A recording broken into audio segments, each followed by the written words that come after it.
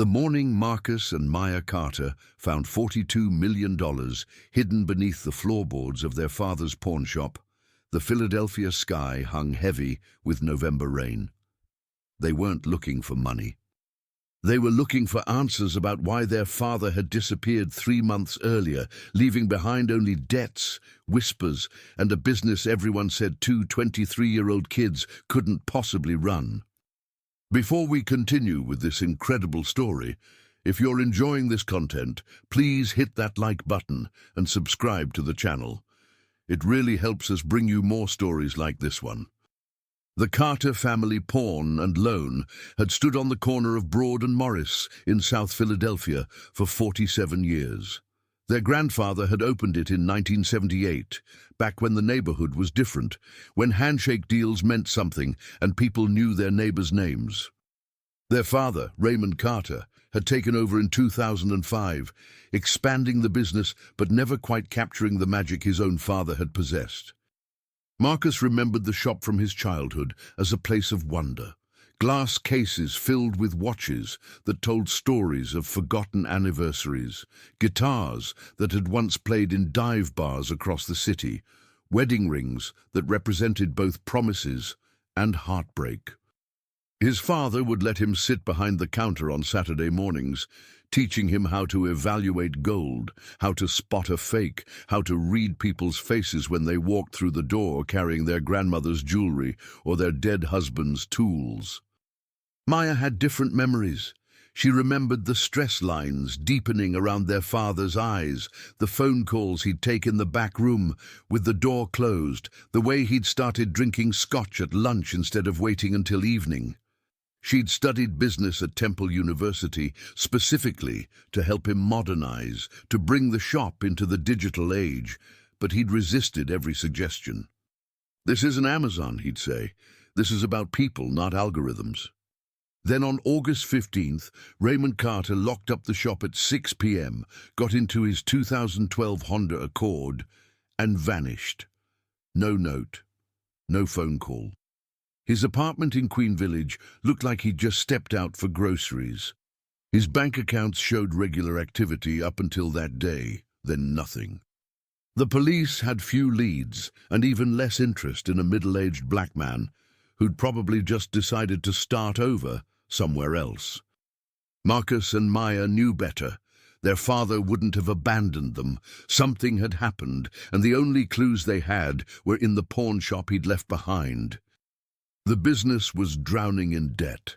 They discovered their father had taken out 3 separate loans using the shop as collateral, totaling almost $200,000. The inventory was worth maybe half that, and daily operations were bleeding money. Marcus wanted to sell immediately, take whatever they could get, and move on with their lives. Maya insisted they at least try to understand what their father had been doing with all that borrowed money. "He wasn't gambling," Maya said, spreading financial documents across the same counter where their grandfather had once taught their father the business. It was a Tuesday afternoon in late September, unseasonably warm, and the shop's ancient air conditioning unit rattled like it was on its last legs. "Look at the pattern, large cash withdrawals, always in round numbers. 5,000 here, 10,000 there. But his personal expenses stayed consistent. He wasn't spending it on himself." Marcus studied the papers, his engineering degree from Drexel, making him appreciate his sister's methodical approach even when he disagreed with her conclusions. Maybe he had another family, a second apartment, a drug habit he hid really well. "You sound like the cops." "The cops aren't wrong just because they're lazy." Marcus moved to the window, watching the afternoon traffic on Broad Street. A SEPTA bus hissed to a stop, disgorging passengers into the drizzle.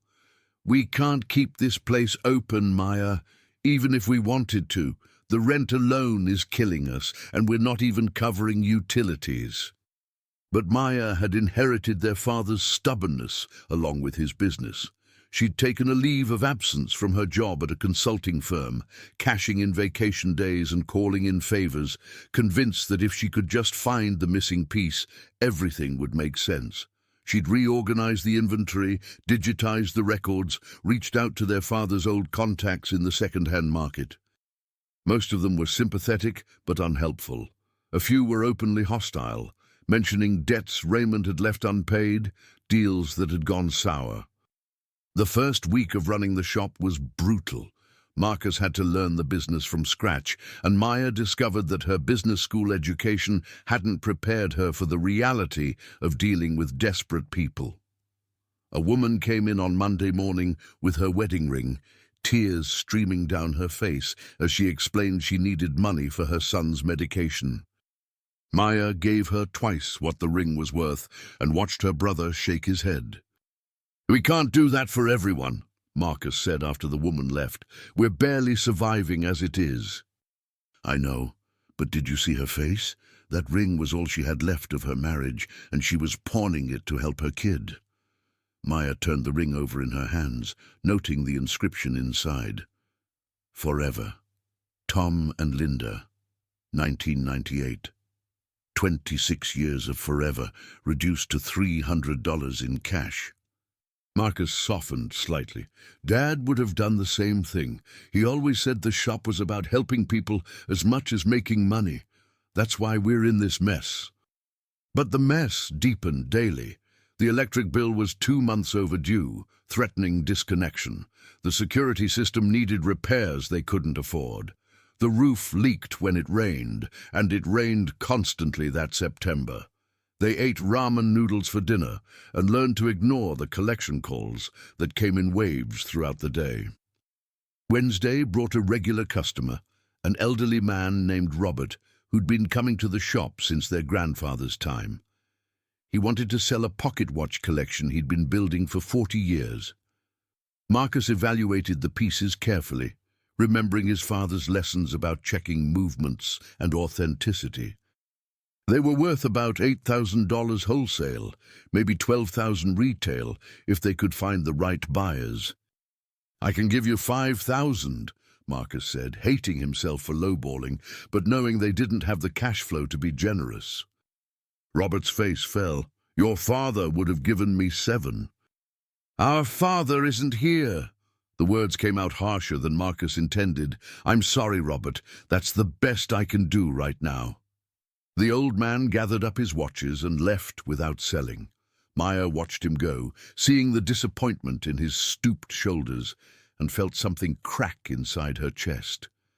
They were failing, not just as business owners, but as inheritors of something their grandfather had built with care and their father had tried to maintain. Every transaction felt like a small betrayal. Thursday was worse. A young guy came in trying to pawn a laptop that was clearly stolen. When Marcus refused, the guy got aggressive, shouting about discrimination and threatening to post negative reviews online.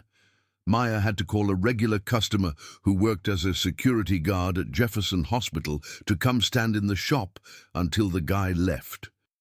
The incident shook them both, a reminder that the pawn business existed in the grey spaces of the economy, where desperation and opportunism intersected.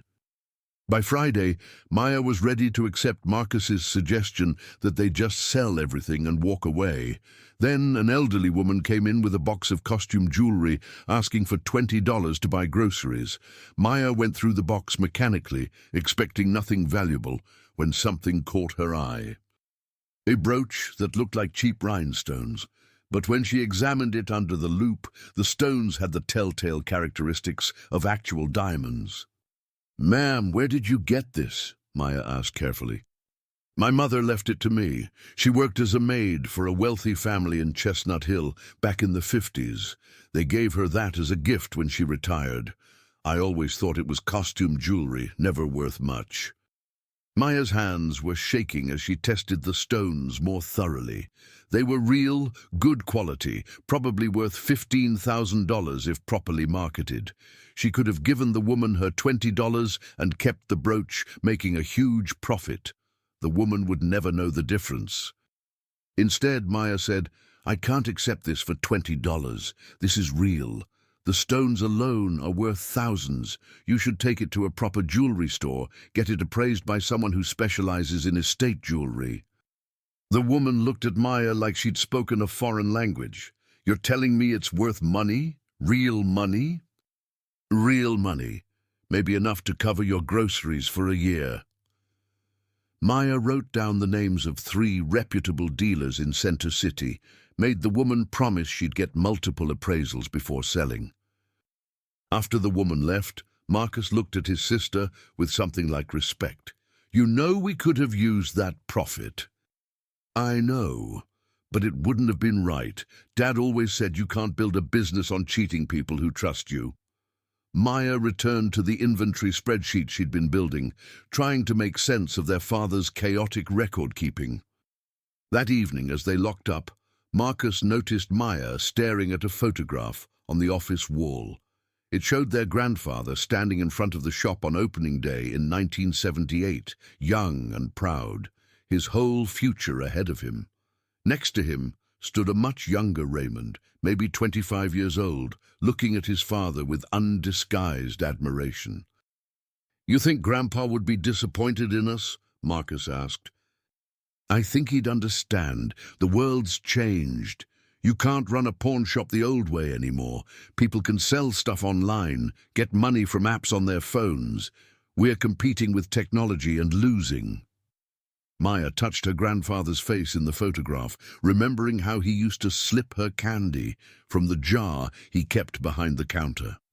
"But I don't think he'd want us to give up without understanding what Dad was trying to do." The weekend brought a different kind of challenge. Saturday mornings had always been their busiest time, when people came in with items they'd considered pawning all week, finally desperate enough to act. The shop filled with the usual mixture of genuine need and opportunistic sellers, and Marcus and Maya worked side by side, developing a rhythm that surprised them both. Maya handled the negotiations, her business training giving her an edge in reading people and finding fair middle grounds. Marcus managed the technical evaluations, his engineering precision helping him spot fake designer bags and altered electronics.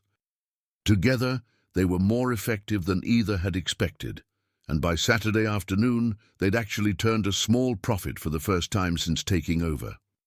Sunday, they closed the shop and went through their father's personal belongings in the upstairs apartment they'd been avoiding. Raymond had lived simply, his apartment furnished with pieces from the shop that hadn't sold. Books lined every wall, mostly about history and antiques, the kind of obsessive collecting that suggested someone trying to educate themselves in real time. Maya found a shelf dedicated entirely to Philadelphia history, books about immigration patterns, architectural development, the evolution of neighborhoods. Another shelf held volumes on authentication and appraisal, guides to recognizing valuable items hidden in plain sight. Their father had been studying, preparing for something, building knowledge systematically. "He was planning this," Maya said, showing Marcus the carefully annotated books. "Look at the notes in the margins. He was researching specific types of artifacts, learning how to identify them. This wasn't gambling or a midlife crisis. This was a project." Marcus examined a book about 19th-century German immigrants to Philadelphia, seeing his father's handwriting throughout. Dates circled, names underlined, question marks in the margins next to paragraphs about wealthy families who'd arrived in the 1860s and 70s. One name appeared repeatedly, Wilhelm Hoffmann. "Who's Wilhelm Hoffmann?" Marcus asked. "I don't know, but Dad was clearly interested in him." Maya started photographing the pages with her phone, documenting everything they were finding. "We need to figure out why." One name kept appearing in their father's records, Vincent Delacroix.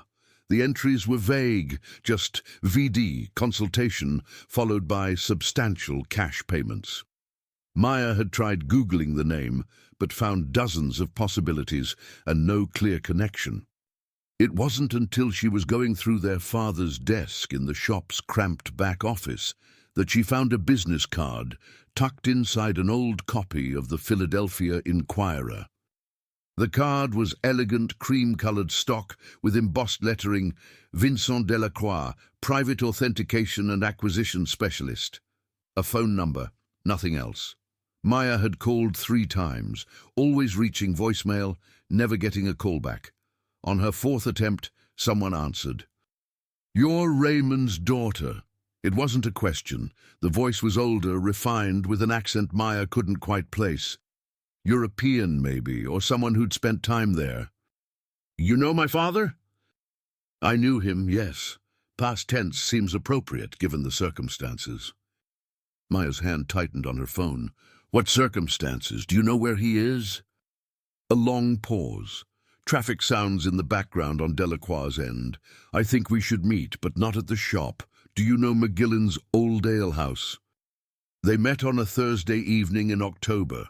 McGillen's was a Philadelphia institution, the oldest continuously operating tavern in the city, tucked away on Drury Street in Center City. Maya brought Marcus, despite Delacroix's suggestion that she come alone.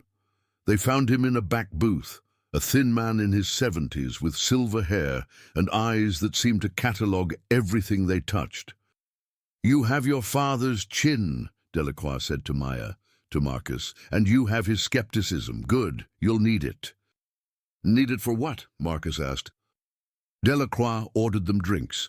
Though neither of them touched their glasses, he sipped his gin and tonic and studied them both before speaking. "Your father came to me 2 years ago with a pocket watch. Fairly unremarkable piece. 19th century, American-made. Someone had pawned it for $50, probably stolen from their grandfather's estate.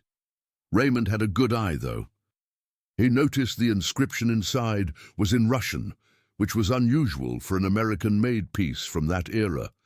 He asked me to research it." "And?" Maya prompted when Delacroix paused. "And it had belonged to a diplomat who'd fled Russia during the Revolution. The watch itself wasn't particularly valuable, but it led Raymond down a rabbit hole. He became fascinated with items that had unusual provenance, pieces that told stories bigger than their apparent worth. He started studying auction records, estate sales, watching for patterns." Marcus leaned forward. "What kind of patterns?" "The kind that suggested very valuable items were being overlooked, misidentified, or deliberately hidden in plain sight. Your father believed that Philadelphia, with its long history as a port city and its waves of immigration, was full of treasures that had been sitting in attics and basement and pawn shops for generations. He wasn't wrong." Delacroix pulled out a worn leather portfolio from the seat beside him, opening it to reveal photographs and documents. "These are some of the pieces your father acquired over the past 18 months. This painting, for example, purchased at an estate sale in Manayunk for $300. It was listed as unsigned landscape, early 20th century. Your father noticed the brushwork and composition suggested something earlier and more significant. I authenticated it as an 1870s work by an artist who studied under the Hudson River School painters. Conservative auction estimate, $45,000. Maya took the photograph, studying the landscape painting that showed a river valley at sunset. Even in the photo, she could see the quality Delacroix was describing, the way light seemed to emerge from within the paint itself. "Dad bought this. Where is it now?" "In a climate-controlled storage unit in Manayunk. Your father was very careful about preservation. He understood that condition affected value, sometimes more than provenance." Delacroix flipped through more photographs. "This ring, purchased from an elderly woman in Germantown for $800. She thought it was her grandmother's costume jewelry. The stones are genuine Burma rubies, surrounded by old European cut diamonds. Value, approximately $32,000. This sculpture, found at a flea market in Bensalem for $150, is actually a bronze maquette by a recognized sculptor from the Art Deco period. Value, $18,000 to $25,000, depending on the buyer." Marcus was doing the math in his head, and the numbers didn't add up the way he wanted. Okay, so Dad was good at finding undervalued stuff. That's impressive, but these are one-time scores. You can't build a business model around stumbling into treasures at estate sales. Your brother is pragmatic, Delacroix said to Maya, though his tone suggested this wasn't entirely a compliment. Raymond understood that too. He wasn't trying to build a sustainable business model. He was looking for something specific, a particular kind of score that would change everything. The building, Maya said suddenly. That's why he bought the building where the shop is located. He wasn't just buying property, he was buying whatever was inside it. Delacroix smiled, the expression not entirely friendly. Your father discovered that the building had an interesting history. It was originally constructed by a German immigrant named Wilhelm Hoffmann, a shipping magnate who made his fortune in the 1860s and 70s. Hoffmann was, by all accounts, a paranoid man. He lived through the Panic of 1873, watched banks collapse and fortunes evaporate overnight. He never trusted financial institutions again. So he hid his money somewhere, Marcus said, skepticism clear in his voice. That's the legend anyway. I'm guessing 100 different treasure hunters have searched that building over the years and found nothing. More than 100, Delacroix agreed. But they were looking in the wrong way, with the wrong information. Your father had access to something unique. Hoffmann's personal correspondence, letters he'd written to his brother back in Germany, describing his security measures in coded language. Raymond found those letters at an estate sale, bundled with other family papers that no one had bothered to read because they were in German. Maya felt her pulse quicken. Where are these letters now? Your father had them. I assume they're somewhere in his possession, or perhaps in the shop. He was very protective of them, understood they were the key to everything. Delacroix finished his drink and signaled the bartender for another. The letters described Hoffmann's fear that the government would seize assets during times of economic crisis, his determination to protect his wealth for future generations. He wrote about creating a space that would survive fire, flood, and the collapse of society itself. Dramatic language, but Hoffmann was a dramatic man. Did the letters say where this space was? Marcus asked. Not directly, but they contained clues, references to the building's construction, mentions of a trusted builder who'd come from the same region of Germany as Hoffmann himself. Your father spent months researching, tracking down descendants of that builder, studying architectural plans from the period. He became convinced he knew where Hoffmann had hidden his fortune. Maya leaned back, processing this information. The story sounded insane, like something from a National Treasure movie, except it was her father who'd been chasing this particular treasure. If Dad found these letters and figured out where the treasure was hidden, why did he need to borrow so much money? Why not just find it and be done? Because he needed to buy the building first, before anyone else figured out what he'd discovered. The property had been on the market for months, but there were other interested buyers. Raymond had to act quickly, and he didn't have liquid capital. The loans were necessary to secure the property before someone else did. Delacroix's expression turned somber. He was so close, you understand. He'd done everything right, all the research, all the preparation, and then he disappeared, Maya finished. Do you know why? Did someone threaten him? Did he find the treasure and run? Delacroix was quiet for a long moment, his fingers tracing patterns in the condensation on his glass. When he spoke, his voice was careful, each word chosen precisely. Your father called me in early August. He said he'd made a breakthrough, that he'd found the entrance to Hoffmann's hiding place.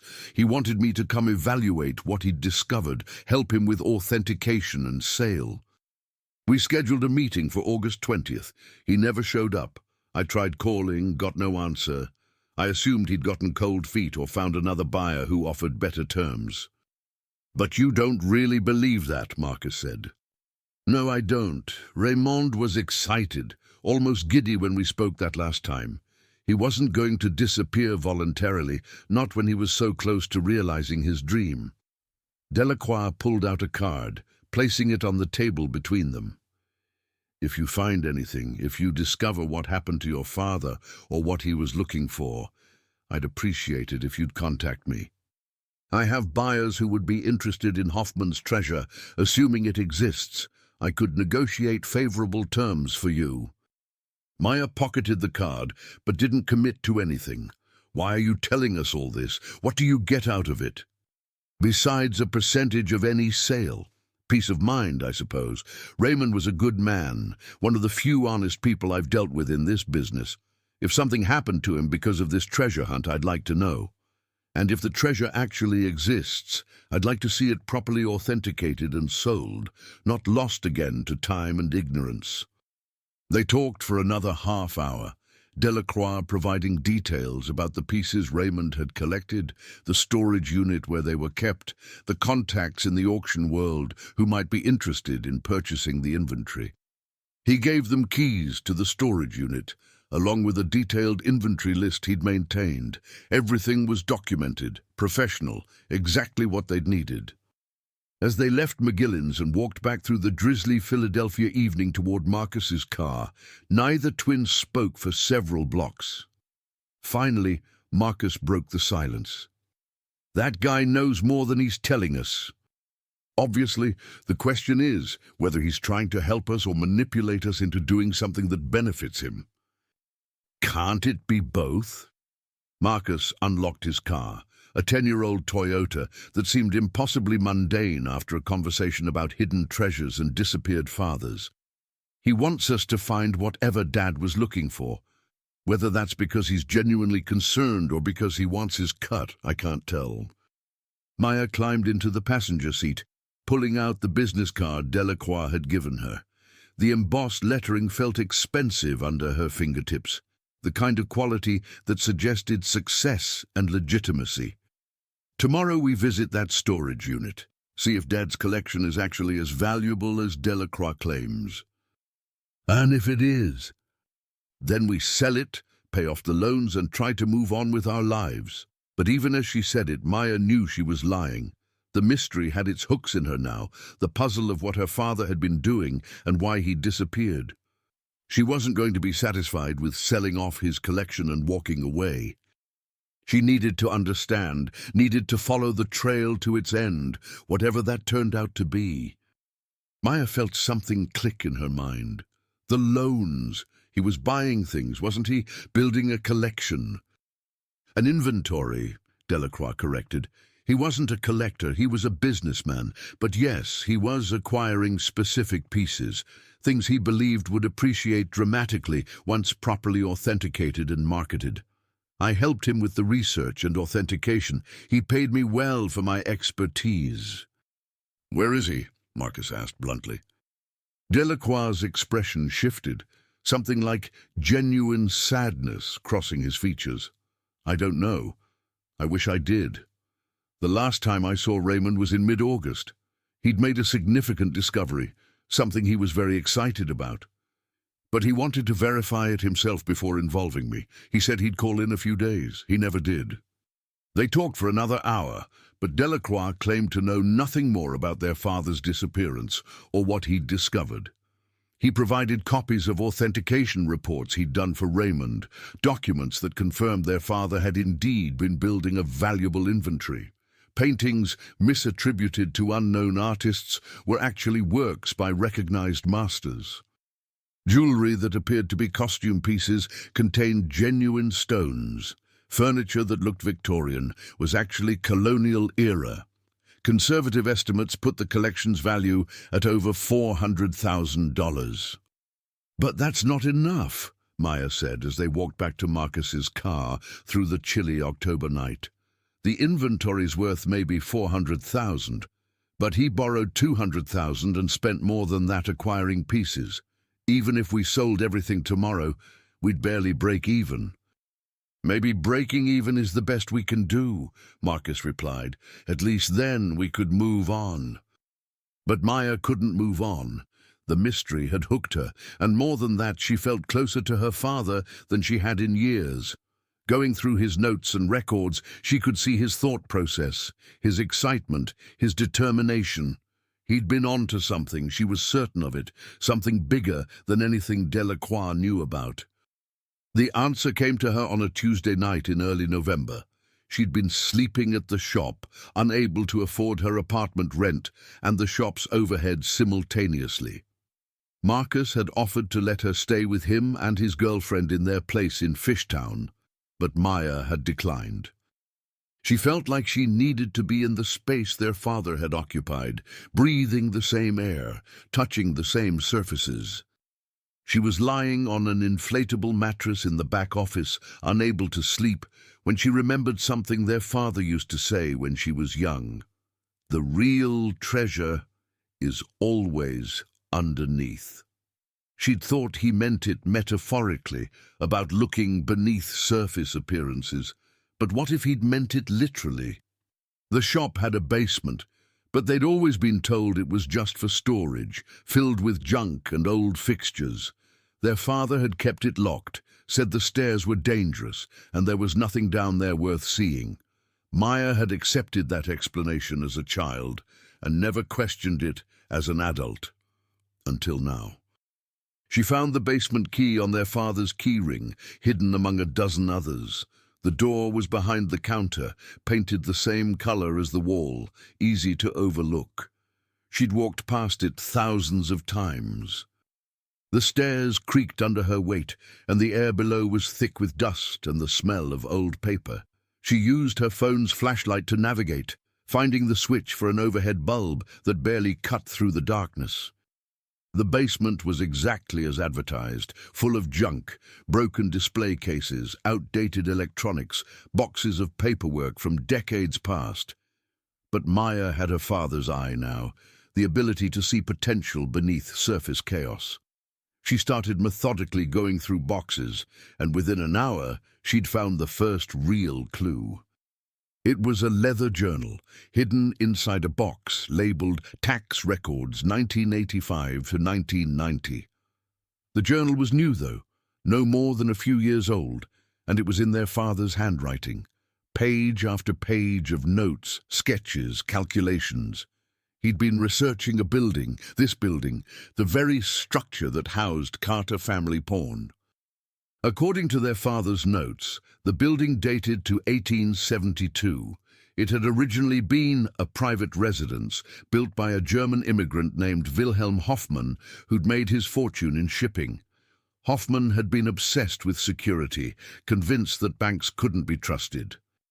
During the Panic of 1873, when banks failed across the country, Hoffmann had reportedly withdrawn his entire fortune and hidden it somewhere in his home.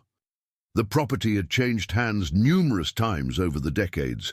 It had been a boarding house, a speakeasy during Prohibition, a dry goods store, and finally, a pawn shop. But according to their father's research, no one had ever found Hoffmann's hidden fortune. Most people assumed it was a legend, exaggerated with each retelling. Their grandfather had known the story, but dismissed it as fantasy. Raymond Carter had believed otherwise. His notes detailed his investigation into building records, architectural plans, interviews with elderly neighbors who remembered stories passed down from their grandparents. He'd become convinced that Hoffmann had built a hidden vault somewhere in the structure, and he'd spent 2 years trying to find it.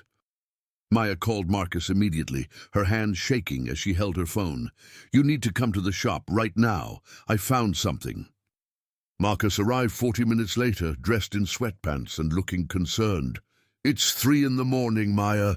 This better be important." She showed him the journal, watching his skepticism give way to cautious interest as he read their father's notes. "You think there's treasure in the walls? Maya, come on, that's crazy." "Is it? Look at how methodical he was. Dad wasn't chasing fairy tales. He researched this for 2 years. He borrowed money to buy the building outright so he'd have full access to renovate and explore." "Wait, what?" Marcus flipped through the journal more urgently. "He bought the building? We own this property?" The shop owns it, which means we own it now. Maya pulled out more documents she'd found. He bought it 18 months ago, took out loans to make it happen. That's where all the money went. Not into inventory, into the building itself. He was convinced the treasure was real. And then he disappeared. Marcus set down the journal, his expression troubled. What if he found it? What if that's why he vanished? Maybe he took the money and ran. Without telling us? Without even leaving a note? Maya shook her head fiercely. No, something else happened. Something that kept him from coming back. We have to keep looking. They spent the rest of the night in the basement, going through every box, tapping walls, looking for hidden panels or unusual construction. As dawn light began filtering through the shop's front windows, they were exhausted, filthy, and no closer to answers. "We should get Delacroix down here," Marcus suggested. "Maybe he knows more than he told us." But when Maya called the number on Delacroix's card, she found it disconnected. The man had vanished as completely as their father had. The realization was chilling. Whatever was happening, it was bigger and more dangerous than they'd understood. The storage unit in Manayunk was exactly as Delacroix had described. A climate-controlled space in a modern facility off Ridge Avenue, rented under their father's name and paid up through the end of the year. The manager, a tired-looking woman in her 50s, checked their IDs against the authorized access list and handed them a key. "Your dad was real particular about this unit," she said. "Came by every week to check on things, always paid on time, never any trouble. Haven't seen him in a few months, though. Everything okay?" "We're handling some family business," Maya said vaguely, accepting the key. "Thanks for your help." The unit was 10 by 20 feet, and when they opened the door, they found it meticulously organized. Shelves lined the walls, each item catalogued with a small tag describing what it was, where it had been acquired, and its estimated value. In the center stood a large table covered with documents, research materials, and photographs. It looked like a museum storage room or a private investigation office, everything ordered and purposeful. Marcus whistled low. Dad really was onto something.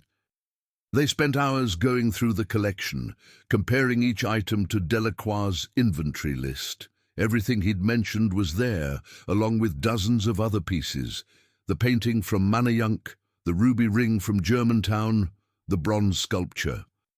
But also a set of Civil War-era medals that looked authentic, a collection of antique maps showing Philadelphia's development over centuries, furniture that appeared colonial, jewelry that sparkled even in the storage unit's fluorescent lighting. Maya photographed everything, documenting the collection systematically. She found a laptop on the table, password protected, and made a note to try breaking into it later. Next to the laptop was a stack of spiral-bound notebooks, her father's handwriting filling page after page with notes, sketches, calculations. One notebook was dedicated entirely to Wilhelm Hoffman. Raymond had compiled a biography of the man from public records, newspaper archives, and family documents. Hoffman had arrived in Philadelphia in 1859, age 23, with almost nothing. He'd worked as a clerk for a shipping company, saved every penny, and by 1865 had started his own small freight business. The timing was perfect. The Civil War had disrupted traditional shipping routes, and Hoffman's business filled a crucial need. By 1870, he was wealthy. By 1875, he was one of the richest men in Philadelphia. But the panic of 1873 had traumatized him. Raymond's notes included excerpts from letters Hoffman had written describing the chaos as banks failed and fortunes evaporated. "I watched men who were millionaires on Monday become paupers by Friday," Hoffman had written. "The entire system is built on confidence, and when confidence fails, nothing is safe. I will not allow my family's future to depend on the promises of bankers and the whims of markets." Marcus found a folder containing copies of the German letters Delacroix had mentioned. Their father had not only found them, but had them professionally translated. The translations revealed Hoffman's paranoia in vivid detail. He wrote about studying medieval castles and their hidden chambers, about consulting with a builder who'd worked on bank vaults in New York, about his determination to create a space that could survive anything. "Listen to this," Marcus read aloud from one translation. "The space will be accessible only through means that appear to be something else entirely. No one searching for a vault will find a vault. The entrance itself will be the most perfect deception, hiding in plain sight where 1,000 people could pass it daily and never suspect." "So it's not just a hidden room," Maya said. "It's a hidden room with a hidden entrance that doesn't look like an entrance. That's why no one's found it in 150 years. And Dad figured out where it is. That's what he meant when he told Delacroix he'd made a breakthrough." Marcus set down the translated letters, his expression thoughtful. "The question is, did he actually open it? Did he see what was inside?" They found part of the answer in another notebook, dated entries from early August. Raymond's handwriting grew increasingly excited as the dates progressed, his notes scattered and enthusiastic. August 2nd. Re-examined the foundation plans. The builder's signature included a symbol I've seen before in Masonic records. Hoffman was a Freemason. The entrance isn't architectural, it's symbolic. August 5th. Tested the theory. The symbol appears 3 times in the basement, incorporated into what looks like decorative ironwork. One of them moves, just slightly, but enough to tell me I'm right. August 8th. Spent 6 hours working on the mechanism. It's ingenious, a sequence that has to be performed in order, like a combination lock but using physical actions instead of numbers. Medieval thinking applied with industrial-age precision. August 11th. I've opened it. God help me, I've actually opened it. The space is exactly where the letters said it would be. I need time to process what I'm seeing, to document everything properly. This changes everything. The final entry was dated August 13th, 2 days before their father disappeared. "Something's wrong. I think someone's been watching the shop. A car that's been parked across the street for 3 days. Different people, but always watching. I'm not paranoid. I'm not imagining this. Somehow, word got out about what I've found. I need to secure everything, make sure the vault is sealed again, hide my research. If something happens to me, I've left clues for Maya and Marcus. They're smart. They'll figure it out. The real treasure isn't the money, it's understanding that you can build something that lasts, that survives chaos and time. Hoffman understood that. I hope my children will too." Maya felt tears burning her eyes as she read her father's last words. He'd been scared but determined, trying to protect both the treasure and his children. And then, 2 days later, he'd vanished. "He reopened the vault," Marcus said quietly, "and then he sealed it again before disappearing. Whatever he found, it's still in there. Unless the people watching him got to it first." Maya closed the notebook carefully, as if it were fragile. But if they had, why would Dad have run? They'd have no reason to threaten him if they already had what they wanted. They continued searching through the storage unit, finding more pieces of the puzzle. Their father had photographed the basement extensively, including close-ups of the ironwork he'd mentioned. Maya studied these photos, trying to understand what she was looking at. The ironwork appeared to be decorative elements added during a renovation, probably in the early 1900s. They looked like standard Victorian scrollwork, the kind of thing you'd see in 100 old buildings across the city. But one photograph showed a particular piece of scrollwork in extreme close-up, and Maya could see what her father had noticed. The metal wasn't just decorative. The curves and spirals formed a pattern, a sequence that matched the Masonic symbol from the builder's signature. Her father had drawn arrows on the photo, indicating the order in which the elements needed to be manipulated. "This is the combination," Maya said, showing Marcus the annotated photograph. "This is how you open Hoffman's vault." Marcus studied the image carefully, his engineering mind parsing the mechanical logic. "It's elegant. You'd need to know exactly which pieces to move and in what order. Someone could look right at this and see nothing but old ironwork. Dad was right. It's hiding in plain sight."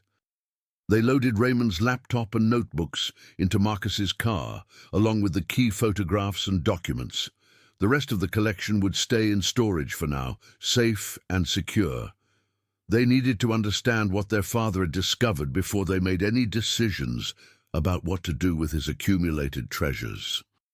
That evening, back at the shop, they attempted to break into their father's laptop. Marcus tried every password combination he could think of.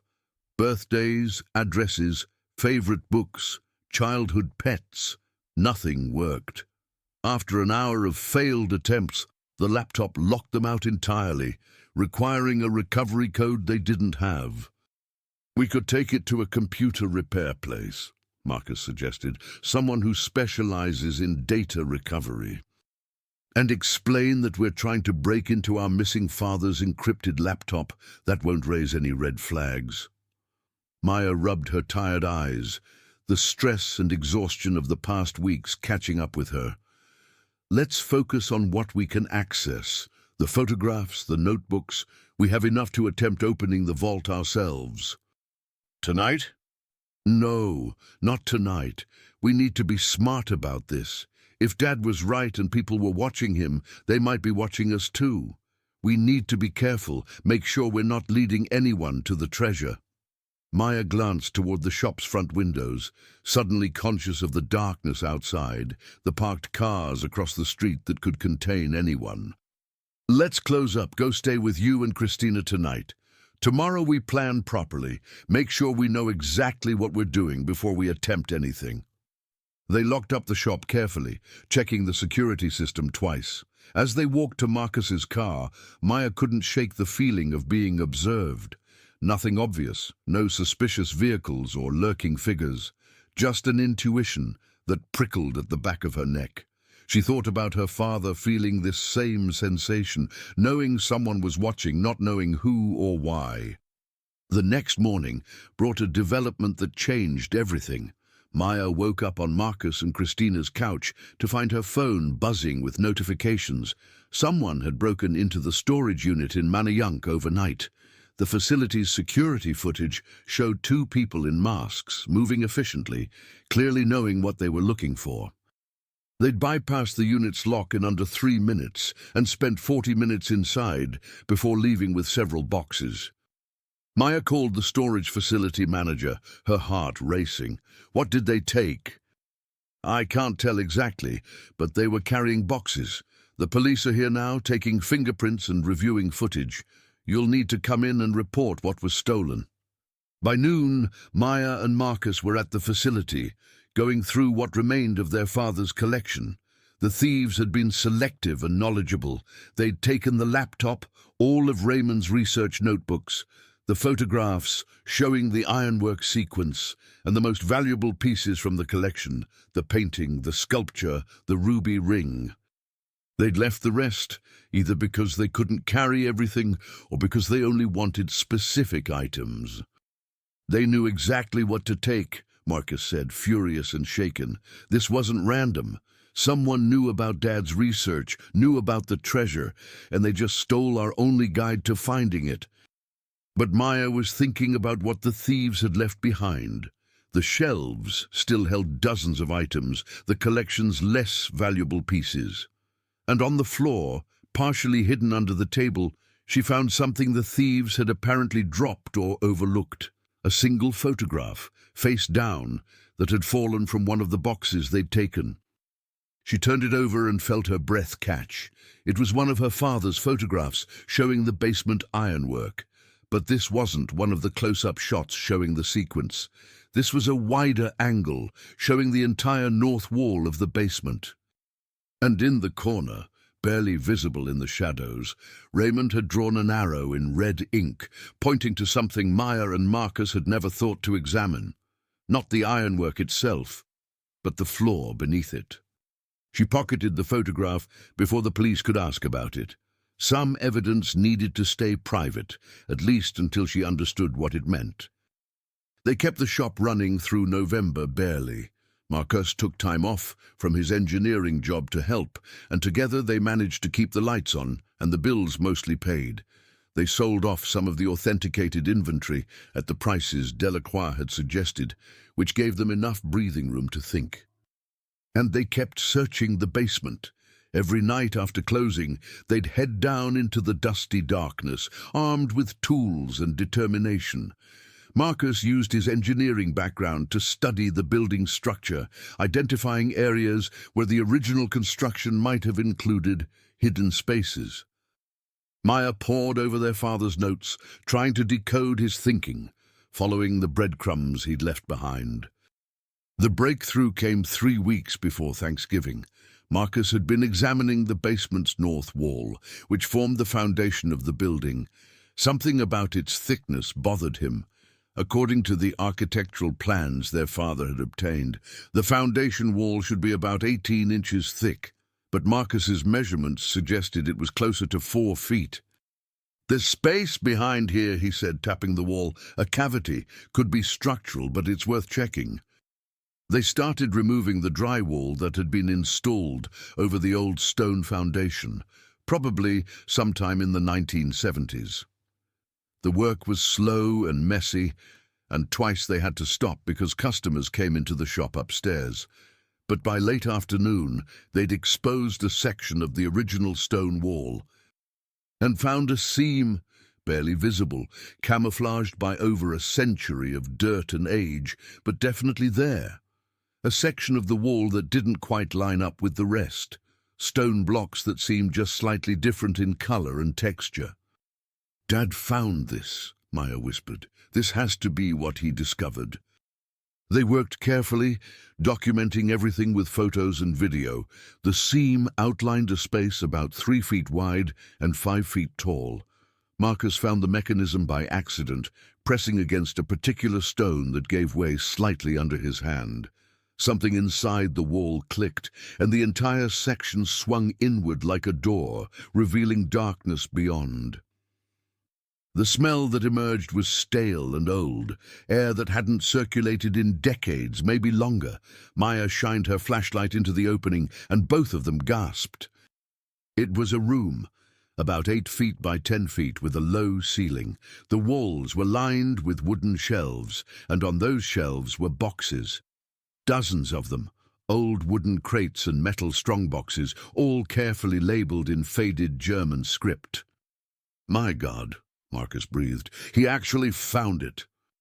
They spent the next hour just taking inventory, afraid to touch anything, afraid that if they blinked, it would all disappear. The strongboxes contained gold coins, hundreds of them, maybe thousands. The wooden crates held jewelry, silver, documents that looked like old stock certificates. In the center of the room stood a larger trunk, reinforced with iron bands, locked with a mechanism that had long since rusted into uselessness. Maya carefully forced the trunk open. Inside were bundles of paper money, so old it didn't look real anymore. Beneath the money was a layer of documents, property deeds and banknotes, and letters written in German. And beneath that, wrapped in oilcloth, was a leather satchel. The satchel contained a journal written in English, dated 1887. It was Wilhelm Hoffmann's personal account of his fortune and why he'd hidden it. Maya read it aloud to Marcus in the dusty basement, their father's discovery becoming real as Hoffmann's words bridged the centuries. Hoffmann wrote about losing faith in American financial institutions, about watching friends lose everything in bank failures, about his determination to protect his wealth for his children and grandchildren. He detailed exactly what he'd hidden and provided instructions for how his heirs should access it. The last entry was dated 2 days before his death from pneumonia, expressing hope that his descendants would understand his actions. "We need to get this professionally evaluated," Marcus said, his voice shaking slightly. "But Maya, this is real. This is millions of dollars worth of gold and historical artifacts. They spent the next week being very, very careful. They consulted with lawyers, tax specialists, and historians, trying to understand the legal and financial implications of their discovery. The consensus was clear. The treasure belonged to them as owners of the property, but they'd need to pay substantial taxes on it and properly authenticate everything before sale. The gold alone, once properly evaluated, was worth approximately $16 million at current market prices. The coins and jewelry added another $8 million. The historical documents and artifacts, once authenticated, were valued at an additional $12 million by auction houses in New York and Philadelphia. The old stock certificates, astonishingly, represented shares in companies that had long since been absorbed by modern corporations. With legal help and extensive documentation, those shares could potentially be converted into modern equivalents worth another $6 million. Total value, approximately $42 million. They found their father on the 3rd of December, or rather, the police found him, based on information Maya and Marcus provided. Raymond Carter had been living under an assumed name in Atlantic City, in a small apartment overlooking the boardwalk. He was thinner than they remembered, grey-haired where he'd been dark, with a haunted look in his eyes that broke Maya's heart. He'd fled the day he found the treasure, not because he wanted to steal it, but because he'd been terrified. 2 days after his discovery, men had come to the shop asking about hidden valuables, about his research into the building's history. They'd been polite but menacing, making it clear they knew what he was looking for and expected to take a share if he found it. Raymond had panicked, closed the vault back up and run, hoping his disappearance would convince the men there was nothing to find. "I was going to come back," he told them in the small conference room at the police station where they'd arranged to meet. "I just needed time to think, to figure out what to do, but the longer I stayed away, the harder it got to come back. And I was so ashamed. I'd abandoned you both, left you with all that debt, all those problems." Maya wanted to be angry. Part of her was, but mostly she was just relieved he was alive. Marcus was less forgiving, his questions sharp and accusatory. Why hadn't he called? Why hadn't he at least let them know he was okay? How could he have left them to struggle while he hid in Atlantic City? "I know I was wrong," Raymond said quietly. "I know I hurt you both. I got scared. Those men, whoever they were, they made it clear they were willing to do whatever it took to get what they wanted. I thought if I disappeared, if they thought I'd given up or died, they'd leave the shop alone, leave you alone." The men never came back. Perhaps Raymond's disappearance had convinced them there was nothing to find, or perhaps they'd moved on to other targets. The police were skeptical of the story, but couldn't find evidence of any actual crime committed against Raymond, and he refused to press charges or provide detailed descriptions of the men who'd threatened him. The legal and financial process of claiming the treasure took months. There were tax implications, authentication requirements, negotiations with auction houses and private collectors. Marcus, ever practical, wanted to sell everything immediately and invest the proceeds conservatively. Maya argued for keeping some of the historical pieces, donating them to museums where Hoffman's story could be properly told. Raymond, for his part, insisted that most of the money should go to his children. "I don't deserve this," he said during one of their many family meetings with lawyers and accountants. "I ran away when things got hard. I left you to clean up my mess. The treasure is yours." They compromised. The debts were paid first, all of them, leaving a clean slate. They sold the more commercially valuable pieces, the gold and jewelry that would appeal to private collectors and investors. The historical documents and artifacts, along with Hoffman's journals, were donated to the Historical Society of Pennsylvania, establishing a permanent exhibition about German immigration and the economic history of 19th-century Philadelphia. The money that remained, after taxes and donations and expenses, was approximately $31 million. They split it 3 ways, though Marcus and Maya both insisted their father take a larger share. Raymond refused, adamant that his mistakes shouldn't be rewarded. Carter Family Pawn and Loan closed its doors in March, 8 months after Raymond's disappearance. They held a final sale, selling off the remaining inventory at fair prices to the regular customers who'd kept the shop alive for decades. The building itself sold to a developer who planned to convert it into apartments, though the new owners were contractually required to preserve the historical basement where Hoffman's vault had stood for over a century.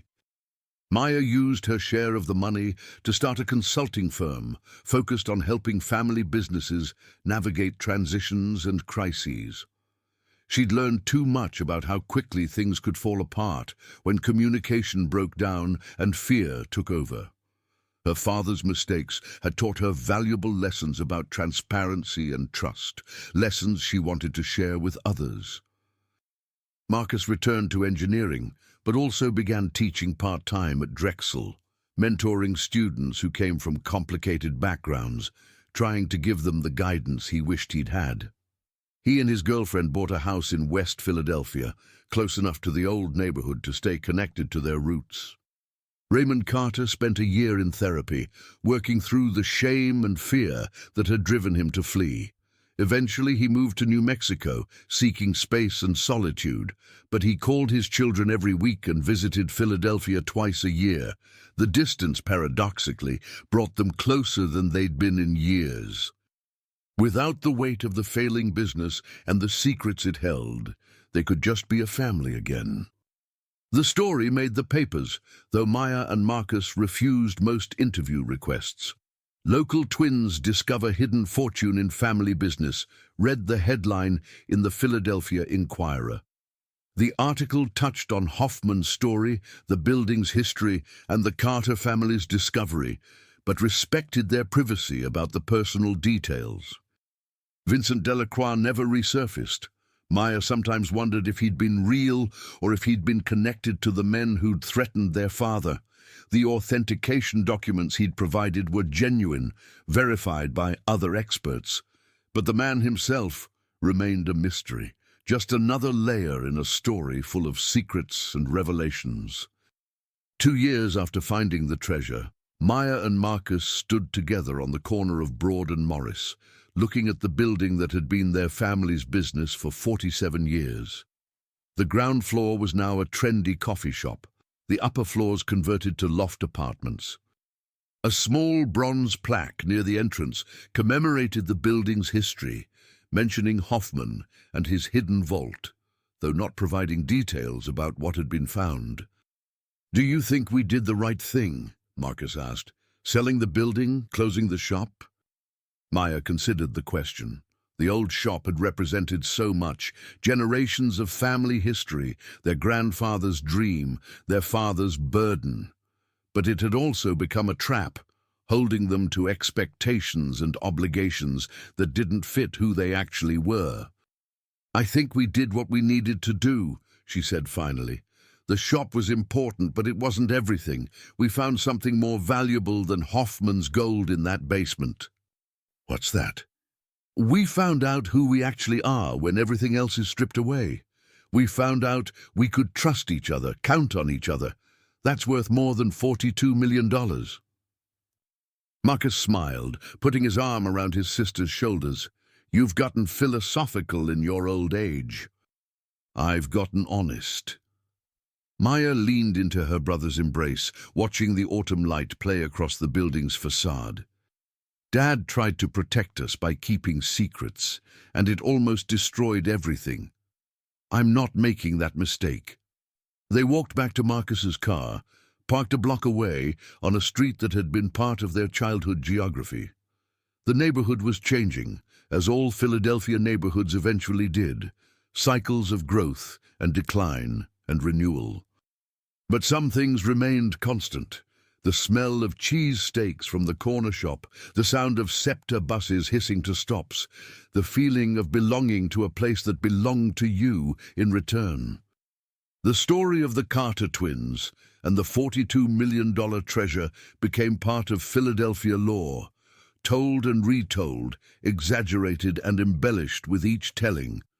Some versions had them fighting off criminals, others had them discovering the treasure accidentally while renovating. The truth was simpler and more human. Two people who loved their father, missed him terribly, and refused to give up on finding answers. Maya sometimes thought about all the other treasures hidden throughout the city, in basements and attics and locked boxes, waiting to be discovered. Not just money or gold, but stories, connections, pieces of history that explained how the past shaped the present. Every pawn shop, every estate sale, every dusty box in every family home contained the possibility of revelation. But she'd found the treasure she needed. Not in gold coins or stock certificates, but in the relationship rebuilt with her brother, the understanding reached with her father, and the knowledge that when life got complicated and scary, she had the strength to face it honestly. The pawn shop was gone, but the lessons it taught remained, about value and trust, about what was hidden and what was revealed, about the price of fear and the reward of courage. Those lessons were worth more than any fortune, and unlike Hoffman's gold, they couldn't be locked in a vault or buried in a wall. They could only be lived day by day, choice by choice, with the people you loved and the city you called home. In the end, the skeptics who'd said two kids couldn't run the pawn shop had been right. Marcus and Maya Carter hadn't run it. They'd transformed it, taken something broken and hidden and brought it into the light. They'd turned their father's failure into their family's redemption, and they'd done it together, with honesty replacing secrets and trust replacing fear. That was the real treasure. Everything else was just money.